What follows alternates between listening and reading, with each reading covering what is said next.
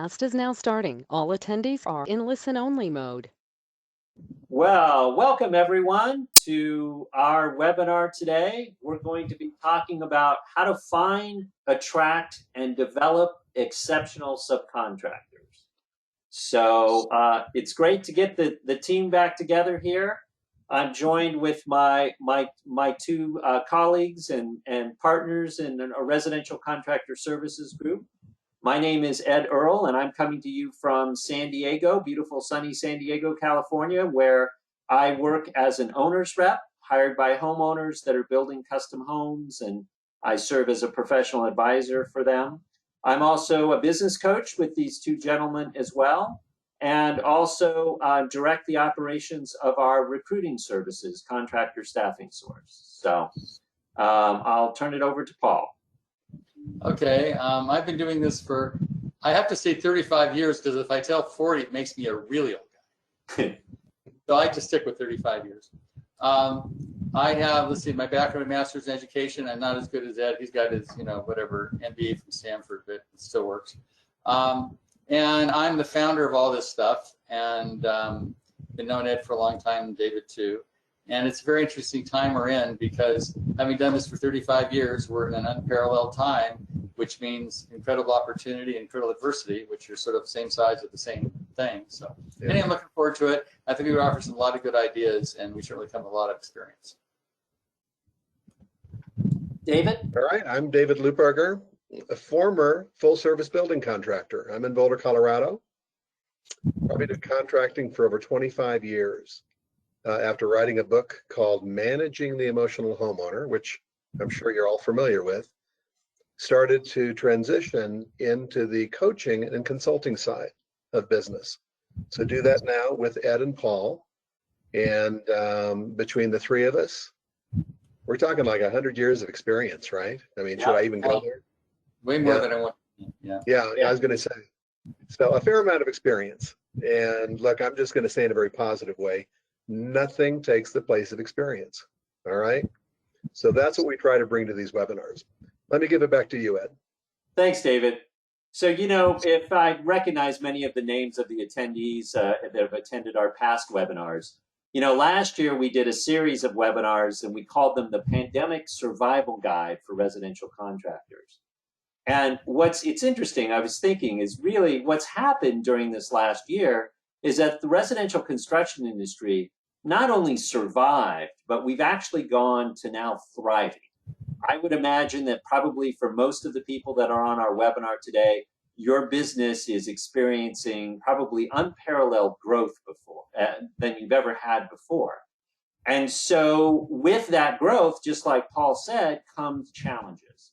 And so I want to just quickly touch on what I think are the three biggest challenges facing residential contractors right now. The first one is rising material prices, right? Particularly lumber. And I'm sure that we've all experienced that. I usually like to start these webinars with a little bit of humor. And so this was a photo that one of our clients sent to us. Now you can go fine dining in a lumber yard if you want to go someplace expensive. This was another one that another one of our clients sent to us. I think some posted this on Craigslist. So I've got 36 sheets of 7/16 OSB looking to trade for a new 2021 F350 truck. I figure they're worth about the same nowadays. No lowballers. I know what I've got here. So David shared an article that came out this week from Fortune magazine. We're just realizing how crazy lumber prices have gone. So they're up 232% for the year. And last week, the price per 1,000 board feet of lumber soared to an all-time high of $1,188, which is just crazy. But what's crazier is that this article goes on to say that the ceiling could even be higher. And they actually had to halt trading on the futures market for lumber trading on the stock market this week because it triggered the circuit breakers because the price surges were so bad. So, but what they said, what many builders are doing is they're actually buying these sky-high contracts just to make sure that they've got enough lumber in order to build their projects that they have under contract.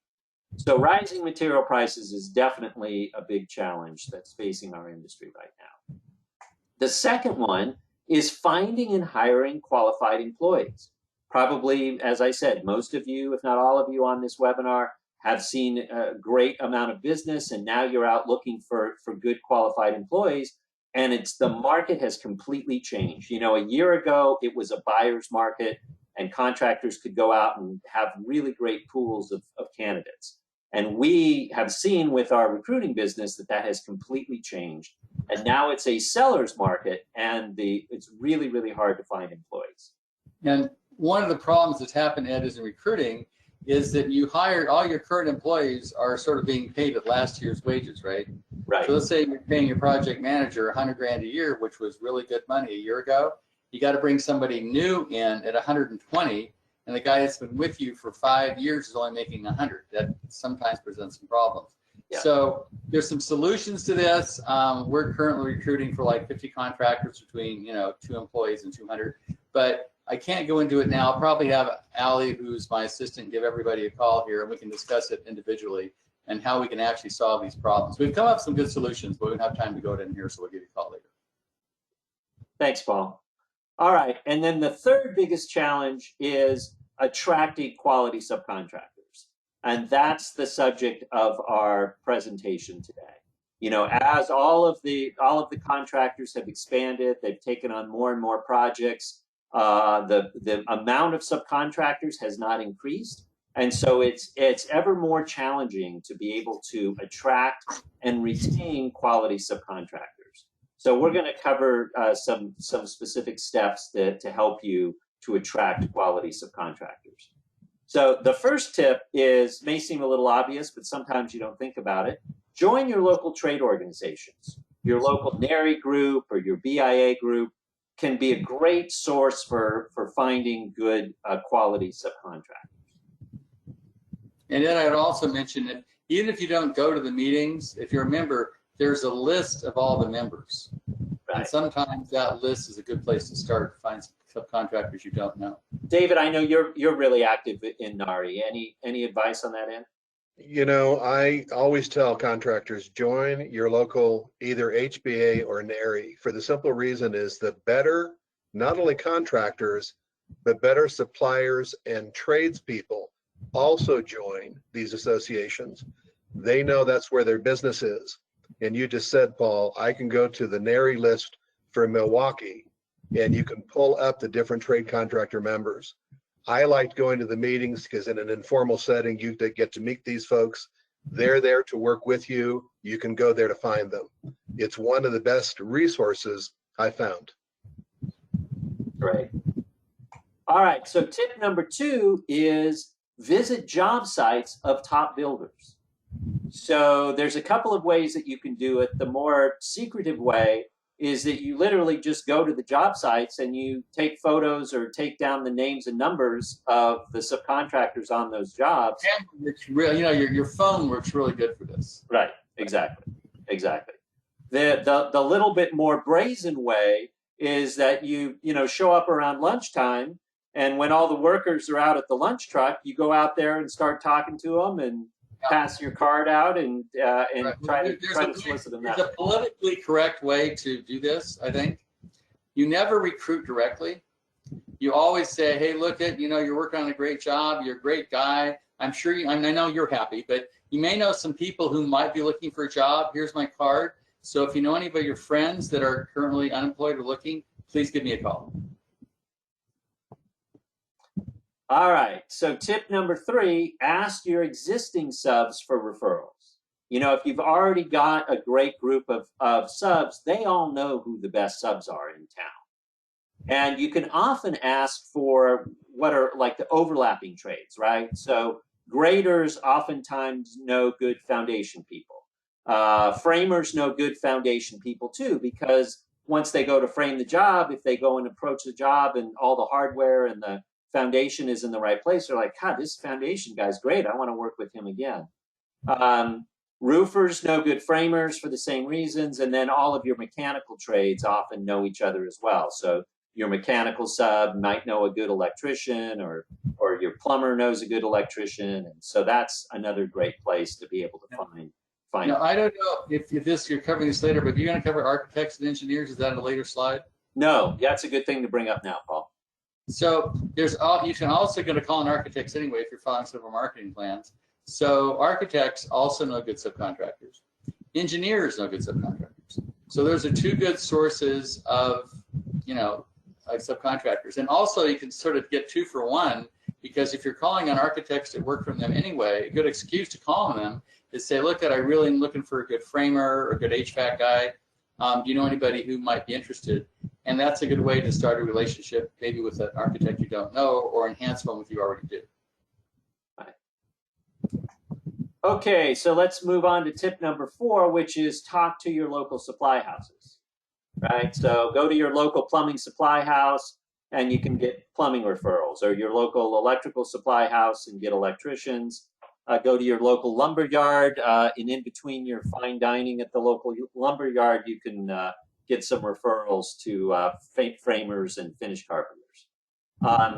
The key here is that you need to go to the supply houses. Don't go and show up at Home Depot or Lowe's and ask them for referrals. They're not going to get you the high quality referrals that you need. So, and also it depends a lot on how well you know that person. So I would make sure that building a relationship is really important with those individuals. Yeah. Okay, so tip number 5 is search on houzz. So if you haven't been on houzz before, it's an amazing resource, an amazing database. So basically what they've done is they have gone in and scraped all of the general contractor records and inputted them into their database. So houzz has listings of all the subcontractors, even if they haven't signed up for houzz. So for those of you out there that maybe don't even have a houzz account, you might be surprised to find that your business is probably still listed on houzz. So, and as you can see from the screen here, they've done a great job of actually classifying and pulling them up. So if you wanted painters versus window contractors versus carpenters, you can pull up those specific ones. You can search by zip codes. You can search within 5 or 10 miles of your zip code, or 50 miles. So it's a great way for you to be able to find a comprehensive list. If you're using houzz, you should probably start with a compliment. Like I've got this, I don't know, $1 million job, and the frame is going to be, $100,000. I found you on houzz. I've heard really good things about you. Seem like a great guy. I'd like to, if you're interested in bidding my job. So a big key to finding subcontractors is treating them really well, and like they're in demand, and like you're not the boss. Like if you're lucky, I'll let you bid this crop job. That doesn't work that well. I would really look forward to you bidding my work, because I think it'd be a great opportunity to work with somebody as quality as you are. Right. Okay, and then also in addition to houzz, there's lots of other places that you can search on the internet, right? And all of these are going to be with varying effects. I wouldn't necessarily recommend Home Advisor or Angie's List, but you never know. Sometimes you can find good people there as well. BuildZoom is like houzz. They have actually gone through and scraped the contractor records from the Contractor State License Board, and they've got a lot of information on their site as well. So, all right, so let's move on. Once you find the subcontractors, let's move on to the second part of our presentation, which is managing your subcontractors. And we always tell our clients that you need to really approach your group of subcontractors almost like it's a football team. You have your first string, your second string team members. So, no good football team has just a first string quarterback, right? You've got your first string quarterback, your second string, even a third string quarterback, because you never know when your first string quarterback is going to get hurt, and you need that second string one to come in. So don't rely on just having that one great electrician that you give all your jobs to, because you never know when something could happen. God forbid he gets sick or hurt, or he just gets too busy and he can't take all your work anymore. So the first thing you do is make a list of your subs by trades. And your goal is that you want to have 3 to 5 subs for each of your trades. And how we recommend you allocate your work is that your top sub for each of your trades gets 70% of your work. And then the second sub gets 20% of your work. And then the third sub, which is maybe a brand new one that you've just talked to, you're just building a relationship with, you rotate in 10% of that work. So you give them that chance to work and kind of build up that relationship. So, and David has put together this list of key trade partners. David, you want to talk about this? This your trade partner? Yeah, absolutely. Because as I did this for a number of years, I discovered, I had my A players, and we all do.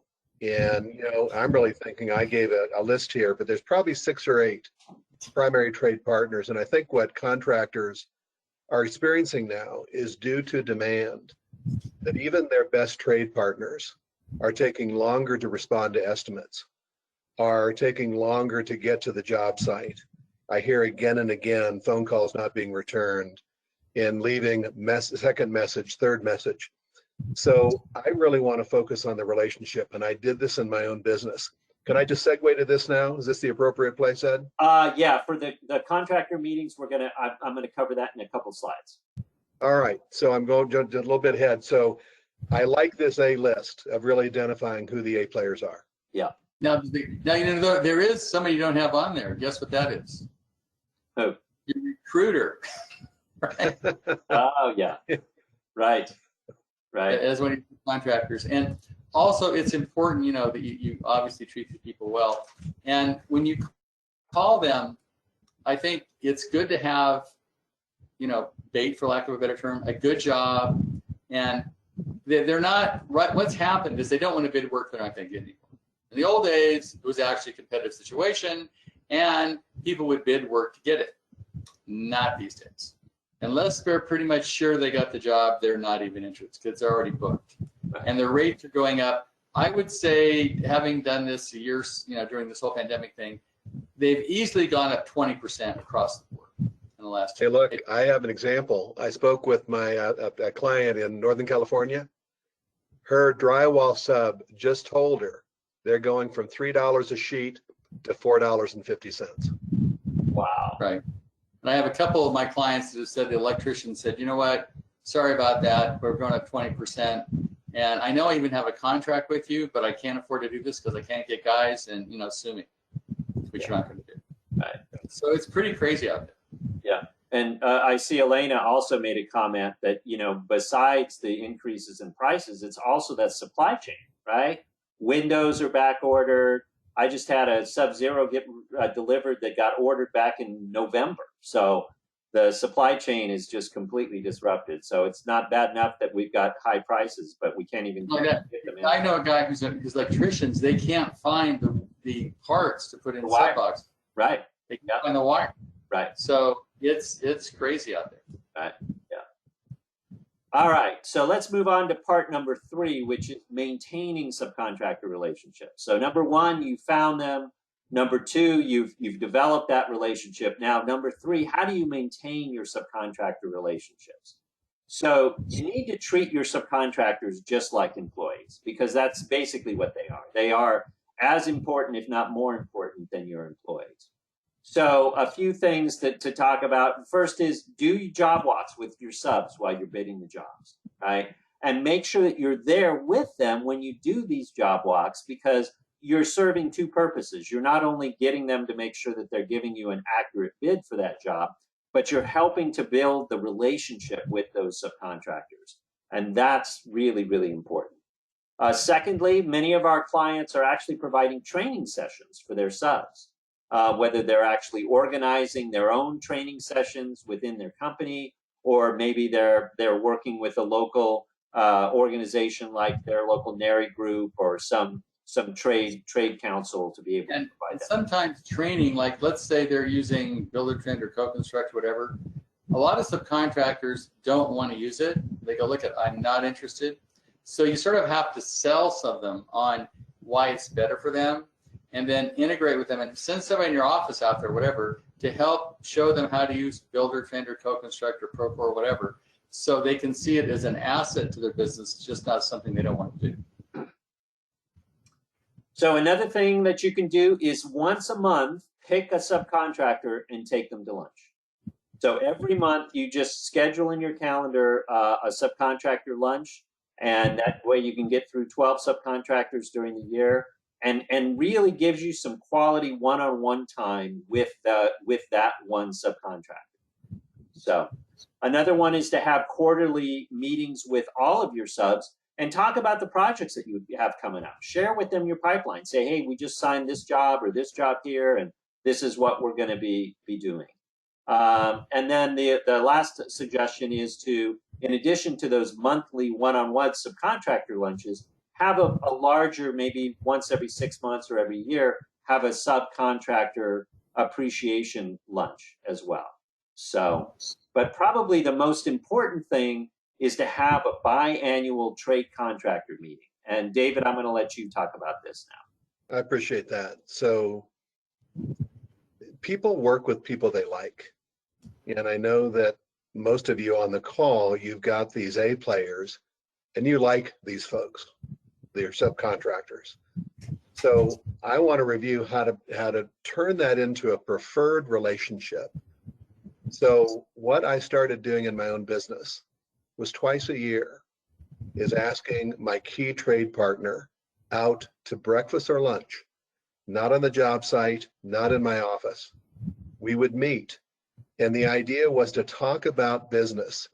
And I would go and make the call and say, I'd like to take you out to breakfast. I'd like to take you out to lunch.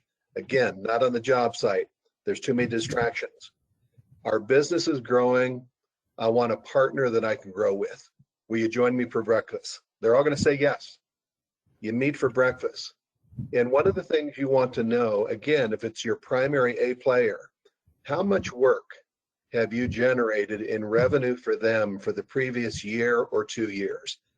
I've asked a number of my clients, and oftentimes it's $100, $150, $200,000 to some of these key tradespeople. And I bring this up because they won't know. So when you sit down and just say we're growing, do you know that we've generated over $200,000 worth of revenue for you in the last 2 years? Trust me, at that point, you have their complete attention. And you're saying, we're going to continue to grow. I like working with you. Let's really review what's working and what we can improve. And then I just go through expectations. And with every trade contractor, there are usually 1 or 2 things I could improve. You'll see my list there down below. Anything that might have come up around dress, around any on-site rules. The biggest issue I ran into was people cleaning up. You know, the electrician, the drywall person, the plumber, cleaning up at the end of every day. And I would just say it helps. And I did a lot of custom remodeling. This is people's homes. And so I'd say, can you really make a point of cleaning up before the end of the day? Terrific. Oh, by the way, invoicing. We had a rule, invoice me by the 15th, I'll pay you on the 1st. Invoice me by the 1st, I'll pay by the 15th. And in most cases, this works just fine because occasionally we have some smaller subs that will come in when they finish a job, they'll walk into your office, they'll say, here's my bill, can you pay me? I want that 2-week period to be able to go in, review the work, make sure it matches expectations. Are there exceptions? Of course there are. Somebody might see, I need an advance, I need something, I'll work with you. But I want to set up some rules so that I know my bookkeeper on the 1st and the 15th is doing this. I want to address warranty concerns. If something comes up, do you promise to respond in 5 days? And by the way, in this robust market, if I send you an estimate, can you get that back to me within 5 days? They might say yes, they might say no, but I just want to set some expectations. But this conversation goes both ways. Because as I'm reviewing my expectations, I'm also saying, when you show up on our job site, what can I do for you? Have we made it hard for you? Are there some things that when you show up, if this is prepared, it makes it easier for you to do your job? That conversation is a 2-way conversation. And I might even be making notes.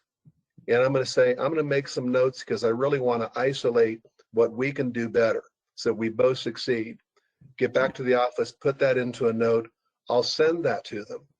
Say, is there anything you'd like to add? What I want to do is to take those notes so that when I'm working on the next job, I can give those notes, those expectations to my project manager. So when the electrician, when the plumber, when the drywaller shows up, we can show them what their boss approved. And it empowers my project manager to say, when you're on one of my job sites, make sure that we do the following. We've already reviewed this with your boss. The cleaning up every day, the cigarette butts, things that just people may not think about. And you're bringing this to their attention on the first day of the job. Now, let's say the person doesn't clean up at the end of the first day. You remind them on the second day. They don't clean up the end of the second day. Your project manager just gives you a call and just says, Ed, by the way, I brought this up. He's not doing it. Look, you have a relationship with the owner, the trade contractor. Call him and say, can you remind Dave to clean up when he's here every day? We talked about this. I will guarantee you, I did this twice a year. I'd sit down with the key subs, and you remember, we like each other. I found I got preferred service because I just focused on the relationship, and it was a win-win. And so it's almost telling them, thank you. I enjoy working with you. Most trade contractors, when their phone goes off right now, it's not a thank you. It's a complaint. It's a concern. What didn't happen? And I wanted to shift that relationship so when they got a call from me, it's positive and it can grow. So I've discovered by focusing on those meetings and doing it twice a year, literally I got preferred service. That's it in a nutshell, Dad. Now, there's a couple things you can do. I mean, there's Christmas, there's birthdays, there's, you know, whatever you can do to enhance that relationship, because your relationship with your subcontractors is actually probably more important than your relationship with a client, because clients come and go, but subcontractors stay. And what I find is that if you could treat your subcontractors like a client, it'd be entirely different. But I find a lot of people that treat their clients really well, treat their architects really well, but they do not show the same respect for their subcontractors. And I think it's a big mistake. All right, great. Thanks, guys. So let's move on to the fourth and final part of our presentation today, which is we just want to cover a couple of subcontractor documents that can help to maintain and build those good subcontractor relationships. So the first is that you should all have a master subcontractor agreement. And this is an example that we have. If you want to contact us, we can share it with you. But you can see here that it's got 13 different parts to it. And basically what you do is this is your basic template that you use for all of your subcontractors. So it's real easy to know what you've agreed to because you're using the same document for each and every one of your subcontractors. Now, your subcontractor may have their own provisions and clauses, but what you do is you attach that and incorporate that into this master subcontractor agreement. So, now, one clause that you want to make sure that's in your subcontractor agreement is if the owner doesn't pay you, the general contractor, the sub doesn't get paid. So that's a really important clause. In our form, it's clause 13.4, but that's really, really important. And that will save you from having to get upside down even more if you have a difficult client who's not paying you. And I've talked to subcontractors sometimes that find that difficult, but if the relationship is there and it's solid enough, you can usually get them to sign it. So, and then another good form to have is an application for payment. Before the subcontractor submits their payment, they just fill out this basic application so that, again, it systematizes your operations, it keeps things standardized. And then also you include in there a conditional waiver and release upon progress payment, which is very important. You want to do to protect your client, the homeowner, and make sure that you're getting conditional releases every time that you're issuing a payment to each of your subcontractors. So, all right, so that's it. We're pretty much up to our 30 minutes. And if you have any questions, please don't hesitate to reach out to us. I'm going to put up our contact information again. This is all of each of our direct phone numbers and email addresses. We make sure to get back to everyone within 24 hours. And so if you have any questions or issues, either later today or later on next week, next month, as you're working with subcontractors, please don't hesitate to reach out to us. Right, and as I said, to answer the other question about recruiting, some other stuff we didn't have time to go into, I'm going to have Allie, my assistant, give you a call, and we'll be happy to discuss it in person, because that's sort of an individual thing depending on the company. So I'll be happy to do that. Right. All right, so that's all we have for you today. Thank you very much. Good luck with your business and dealing with all of these challenges. It is a difficult time, but I think if we were all to look back to a year ago, we'd be grateful to be in the situation that we're in now, because many industries like entertainment and hospitality are really struggling to get their businesses back, and we've been fortunate to have an industry that's really growing by leaps and bounds right now. So. Well, your comment, Ed, imagine last March what we were thinking. Yeah. The pandemic's rolling out. I'm having flashes of 2008 and 2009. Right. Is it just going to come to a stop? And now, literally 12 months later, it's not just a good market. I've got people saying this is the best they've ever seen it. And not only is the best they've ever seen it, we got a bunch of money from the government at the same time. What did you ask? Great. And low interest rates. Let's pile on. Yeah. There we go. And it's interesting because it's so robust. I almost see people struggling because there's too much work. What an interesting flip when we compare it to last March. Yeah. Yeah. All right, everyone. Have a wonderful weekend. Thank you so much for joining us. And again, don't hesitate to reach out if you have any questions. Thanks, everybody. Bye-bye.